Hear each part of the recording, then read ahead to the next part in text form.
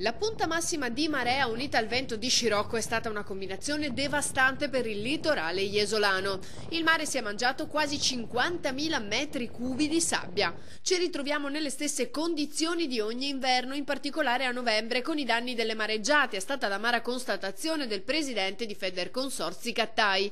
In particolare continua nella zona della Pineta. Gli imprenditori sono preoccupati per la prossima stagione balneare e i lavori che erano stati annunciati non sembrano avere ancora una data certa di inizio. Ma il maltempo non ha colpito solo Jesolo. A Venezia la marea ha toccato una punta massima di 127 centimetri, uno in più rispetto alla segnalazione iniziale. Erano anni che non si verificava un fenomeno di questa intensità. L'ultima volta che si sono registrati valori superiori ai 125 centimetri è stato infatti il 12 febbraio 2013, giorno in cui la marea aveva raggiunto i 143.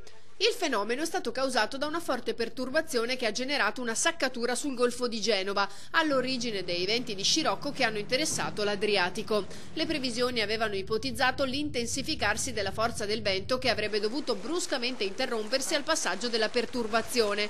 Ciò non è avvenuto e il vento ha continuato a soffiare a circa 60 km l'ora oltre il limite orario previsto. Questo ha causato non pochi disagi in città e qualche danno. Una gondola è addirittura affondata al passaggio della violenta perturbazione.